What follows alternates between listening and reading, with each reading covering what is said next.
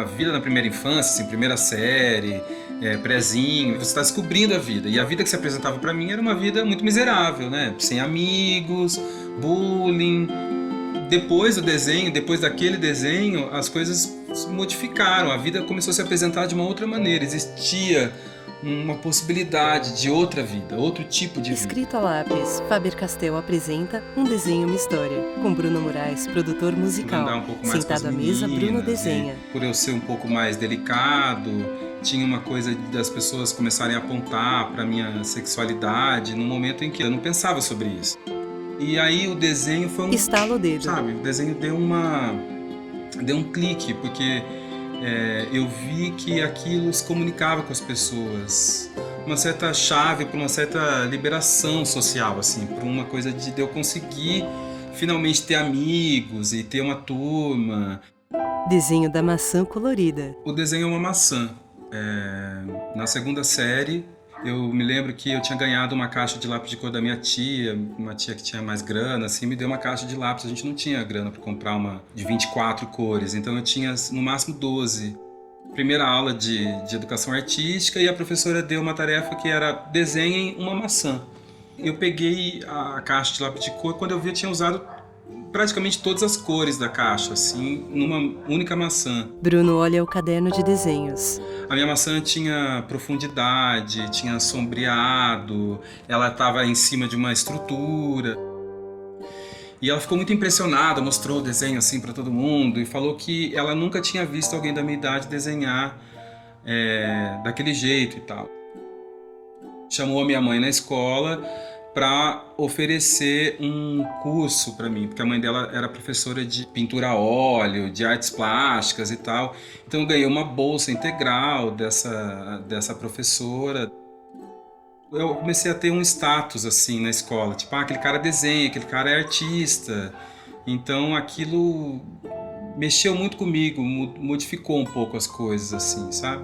Por isso que esse desenho é muito marcante para mim, ele não sai da minha memória, eu tenho ele perfeito assim na cabeça assim.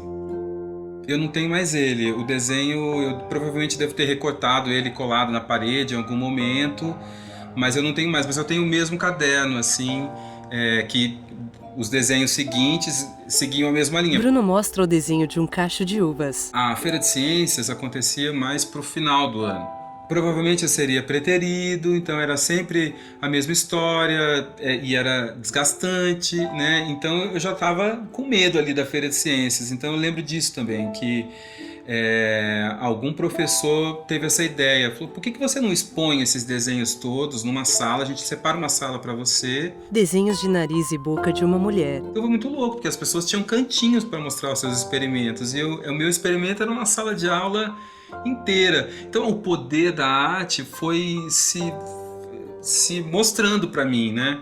Nesse dia da Feira de Ciências, eu voltei para casa com as meninas que eu queria, sabe? Que eu tava de olho, que eu queria ser amigo daquelas meninas. Porque elas tinham umas famílias mais livres, assim. E eu lembro delas ficarem horas na minha sala de exposição. E ali começou uma turma que eu tenho até hoje. São os meus amigos até hoje. No desenho, 4 crianças dão as mãos e sorriem. No mural na parede estão as fotos dos amigos adultos.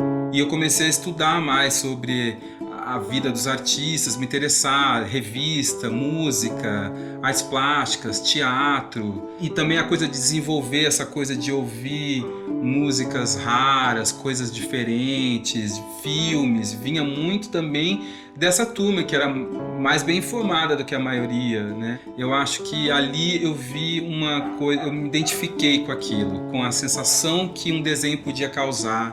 Bruno senta em frente ao aparelho de som. A música era muito importante para mim, desde bebezinho, assim. Então, assim, eu não tinha carrinho. Se você me desse um carrinho, eu ficava triste. Eu queria disco. Depois é que vem o desenho e eu começo a ganhar também canetas. Põe o disco de vinil para tocar. Tinha uma coisa de eu querer cantar. Eu não tinha uma referência em casa de música. E aí eu fui fazer teatro, por exemplo, por causa da música, porque tinha aula de canto lá.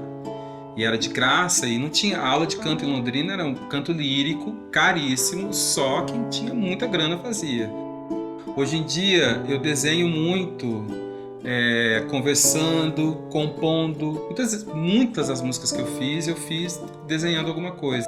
Sabe essa coisa de você rabiscar enquanto fala? Sempre um rosto imaginário de uma mulher. E ela pode ser índia, negra, branca, velha, jovem. É sempre o olho muito parecido com o da minha mãe. Ele traceja o rosto da mulher com os olhos verdes. Não tem ninguém que me trouxe mais segurança, que me acolheu mais do que a minha mãe, né? E a minha mãe tinha esse olho verde, amarelo, um olho multicor, assim, muito fascinante, muito diferente, né? E ela vem de uma família totalmente vinda do Nordeste, então cabelo crespo, mais castanho claro, colorida, sabe, assim, um olhar cheio de significados para mim. Então acho que é por isso que esse olhar tá ali, e por isso que eu acabo reproduzindo ele em todas as mulheres, né? E essa importância dessa mulher que acolhe essa criança, que quer ser artista, que quer se mostrar, que quer aparecer, que quer se comunicar com o mundo. Escrito no bilhete, um desenho, uma história. A importância do desenho na minha vida é que ele tem essa função meio de primeira alfabetização na arte, assim, como se fosse a minha língua nativa na arte, assim, com certeza é o desenho. Desenhos que fizeram parte da vida de Bruno. Escrito em outro bilhete, viva a sua criatividade. Letreiro, contaram essa história Bruno Moraes, ilustrações Sabrina Eras. Caras e cores Supersoft, Ecolápis de cor e canetinha Supersoft. Assista a outros episódios, inscreva-se no canal.